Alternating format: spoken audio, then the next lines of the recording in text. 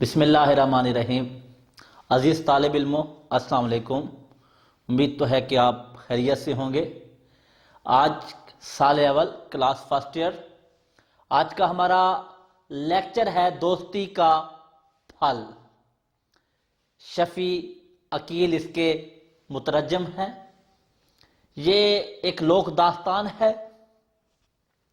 شفیع عقیل ایک ممتاز صحافی ہیں، ادیب ہے، لوک داستانوں کا اردو میں ترجمہ کرنے والے ہیں، پنجابی لوک داستانوں کا اردو میں ترجمہ کرنے والے ہیں۔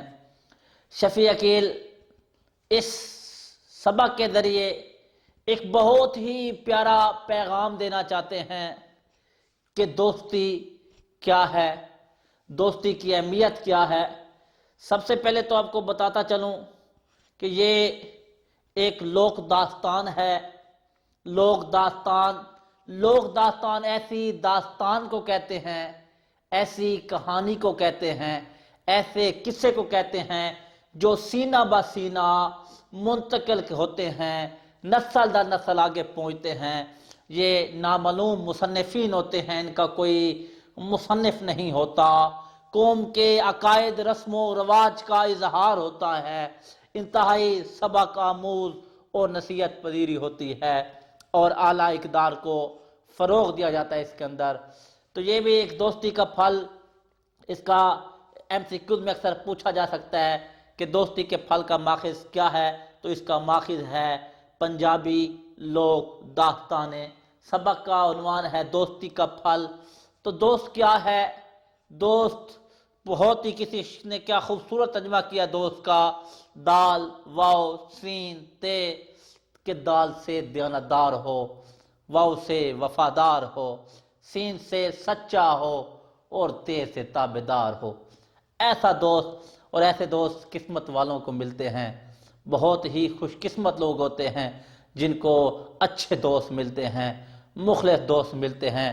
تو یہاں پہ بھی ایک شعر عرض کرتا چلوں: دعوے دوستی کے مجھے نہیں آتے یار، دعوے دوستی کے مجھے نہیں آتے یار، ایک جان ہے جب دل چاہے مانگ لینا۔ تو عزیز طالب علموں، ہمارا آج کا سبق کا عنوان ہے دوستی کا پھل۔ سب سے پہلے میں آپ کو سبق کا تعارف کراتا چلوں۔ اس سبق میں ہم نے دوستی اور بھائی چارے کا ایک عظیم رشتے کے بارے میں پڑھنا ہے کہ دوستی کیا ہے، بھائی چارہ کیا ہے، پھر اس کے بعد دوستی کی ضرورت و اہمیت کیوں پیش آتی ہے، دوست کیوں ہونے چاہیے، اس کی ضرورت کیا ہے، اس کی اہمیت کیا ہے، اور اس سبق میں بہت ہی اہم بات کہ دور اندیشی کے تقاضے کیا ہیں۔ دور اندیشی، دور کے بارے میں سوچنا، اور ماں کی ممتا کی محبت کا اظہار ہے۔ بہت ہی خوبصورتی کے ساتھ اس لوک داستان میں ماں کی ممتا کا، محبت کا اظہار کیا گیا ہے کہ ماں کی ممتا کیا ہے کہ ابھی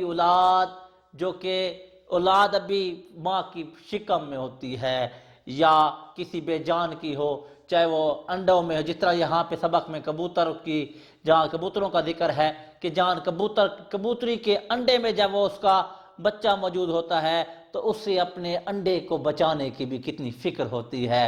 تو ماں ایک ایسا لفظ ہے جس کے آتے ہی ہر انسان کا فطری تقاضا ہے کہ آپ دیدہ ہو جاتا ہے۔ تو یہاں پہ اس سبق ماں کی ممتا کی محبت کا اظہار بھی ہے، اور اس میں پرندوں کی کہانی کے ذریعے نصیحت کی گئی ہے۔ پرندوں کی کہانی کے ذریعے نصیحت، اور تمام مخلوقات کا ایک دوسرے پر انحصار دکھایا گیا ہے کہ کسی نہ کسی طریقے ہر تمام مخلوقات ایک دوسرے پر انحصار کرتی ہے۔ چلتے ہیں سبق کے اہم نکات کی طرف کہ کسی جنگل میں ایک کبوتر اور کبوتری رہا کرتے تھے۔ ایک ننھا سا گھونسلہ تھا، اس میں کبوتر اور کبوتری ہنسی خوشی زندگی بسر کر رہے تھے۔ تو کچھ ہی دنوں کے بعد کبوتری نے انڈے دیے، تو اسے یہ فکر لاحق ہوئی، اسے پریشانی ہوئی کہ ہم جب کہیں جاتے ہیں اپنے کھانے پینے کا سامان لینے کے لیے تو یہ نہ ہو پیچھے سے کوئی جاندار ہمارے بچوں کو نقصان پہنچائے۔ ماں کی دور اندیشی نے ماں کی محبت نے، ماں کی ممتا نے مجبور ہو کے ایک دن کبوتری نے کبوتر سے کہا کہ اس ہمارا یہاں پہ کوئی آس پاس کوئی دوست نہیں ہے جس سے ہم دوستی کریں۔ تو اس وقت کبوتر نے کہا یہاں آس پاس ہماری برادری کا کوئی بھی پرندہ بھی تو موجود نہیں ہے۔ تو کبوتری نے کہا اگر کوئی آس پاس کوئی ہماری برادری کا کوئی جو پرندہ موجود نہیں ہے تو کیا ہوا، ہمیں کسی اور سے بھی دوستی کر لینی چاہیے۔ یعنی کبوتری کا ہونے والے بچوں کے لیے دوسروں سے دوستی کی تجویز تھی۔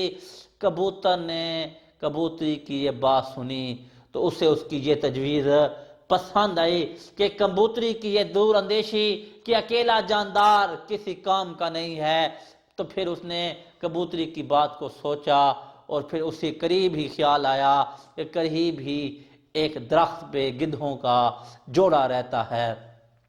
تو وہ دونوں کبوتر اور کبوتری ان کے پاس گئے اور ان کو آنے کا مقصد بتایا کہ ہم چاہتے ہیں کہ آپ سے دوستی کر لیں، ہم دونوں ہم جو ہے مل کے دوست بن کے رہیں، ہم ایک دوسرے کے دکھ سکھ میں کام ہیں۔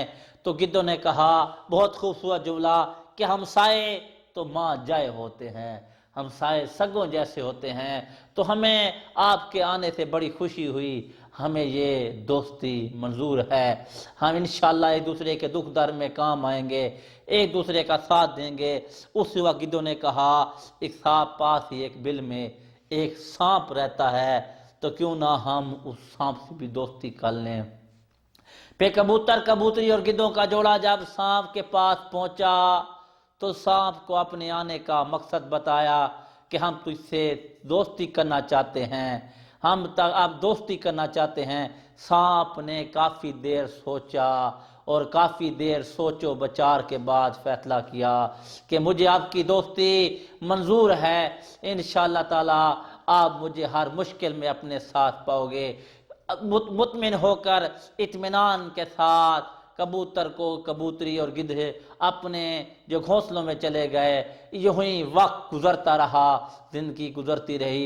کچھ ہی دنوں کے بعد ایک شکاری شکار کی غرض سے جنگل میں آ نکلا۔ اس نے شکار کی بڑی کوشش کی لیکن اسے شکار نہ ملا۔ آخر کار وہ اس درخت کے نیچے سے گزرا جہاں پہ کبوتر اور کبوتری نے گھونسلہ بنایا ہوا تھا۔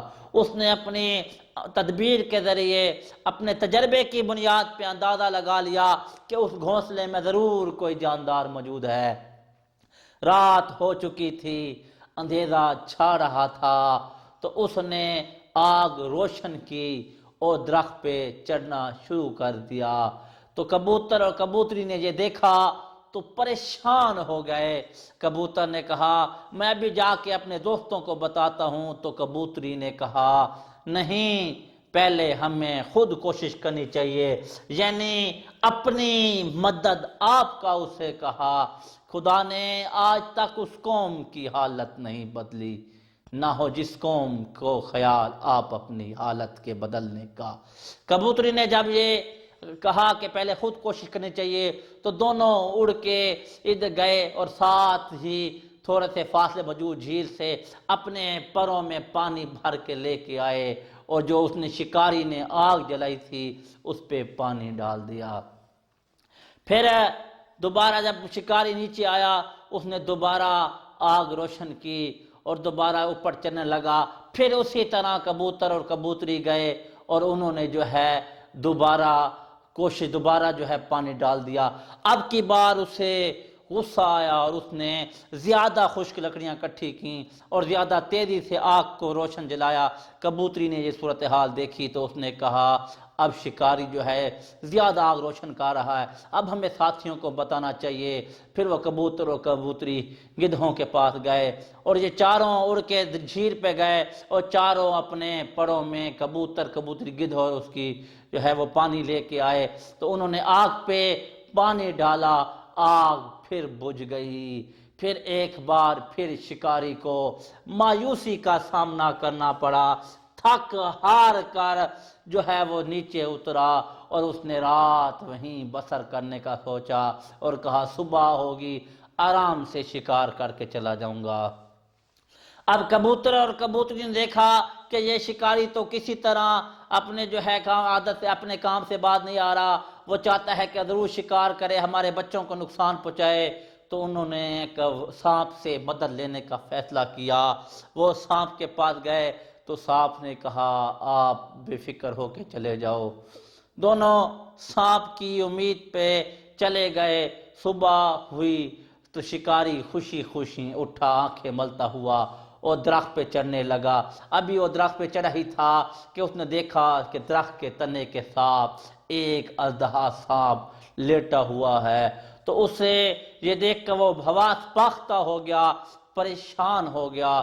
وہ فوراً درخت سے نیچے اترا، اسے اپنے سامان کی فکر نہ رہی، وہ جہاں سے اپنی جان کے لالے پڑ گئے، وہ بھاگنے لگا۔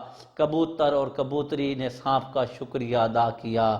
تو دوست، یہاں اس سبق میں دوستی کی اہمیت کو بیان کیا گیا ہے، دوستی کے تقاضے بیان کیے گئے ہیں، دوستی کی ضرورت و اہمیت بیان کی گئی ہے، دور اندیشی کے تقاضے بیان کیے گئے ہیں، ماں کی ممتا کی محبت کا اظہار کیا گیا ہے۔ یہی وجہ ہے آج بھی دوستی اور امن کے پیغام کے لیے کبوتر کو استعمال کیا جاتا ہے۔ امید تو ہے کہ آپ کو اس لیکچر کی سمجھ آ گئی ہوگی۔ اگر پھر بھی آپ کو کوئی پریشانی ہو تو آپ کمنٹ میں پوچھ سکتے ہیں۔ اللہ پاک آپ لوگوں کے لیے آسانیاں پیدا فرمائے۔ اللہ حافظ۔